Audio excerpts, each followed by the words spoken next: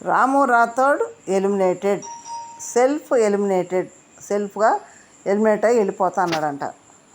Self అవడానికి కారణం ఏంటంటే అబ్బాయి రాము హోమ్ సిక్లో ఉన్నాడు, చాలా బాధపడుతున్నాడు, ఒంటరికి కూర్చుంటాడు లోన్లీగా. మన నాగ్ సార్ అక్కడ ఉంటే కూడా బయట కూర్చుని ఏదేదో ఆలోచిస్తున్నాడు. రాము ఇక్కడ ఉన్నావా అని నాగ్ సార్ కూడా అడిగారు. సెల్ఫ్గా వెళ్ళిపోతాను అన్నాడంట, నేను ఉండను అన్నాడంట. కానీ ఒకవేళ అసలు బాటంలో ఉంది రాము శ్రీనివాస్ అయినా, కానీ సాయి శ్రీనివాస్ వెళ్ళాల్సింది రాము వెళ్ళిపోతున్నప్పటికి రాముని పంపించేశారంట. మరి సాయి శ్రీనివాస్ ఓటికి సంగతి డబుల్ ఉంటుందా, లేకపోతే రాముతోటే సరిపెట్టేస్తారా అనేది మనం చూడాలి. ఇప్పుడైతే మనకు తెలిసిన అప్డేట్ ఏంటంటే రాము రాథోడ్ సెల్ఫ్ ఎలిమినేటెడ్ అయినట్టు తెలుస్తుంది.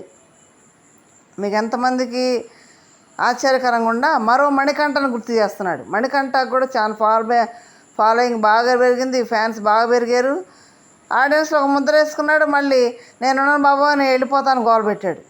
సేమ్ మణికంఠను గుర్తు చేశాడు ఇప్పుడు రాము రాథోడ్ కూడా. వెళ్ళిపోతాను అన్నాడంట, రాము రాథోడ్ని పంపించేశారంట.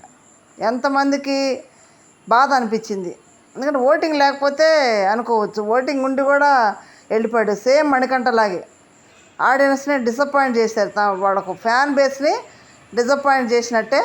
అయితే ఇప్పుడు రాము ఫ్యాన్స్ అయితే ఎవరు కనెక్ట్ అవుతారు? తనుజ కనెక్ట్ అవుతారు, లేదంటే భరణి గారు కనెక్ట్ అవుతారు.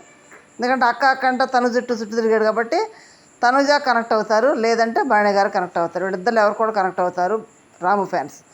ఓకే ఫ్రెండ్స్, ఎంతమందికి బాధగా ఉంది రాము ఫ్యాన్స్కి చిన్న కామెంట్ చేయండి.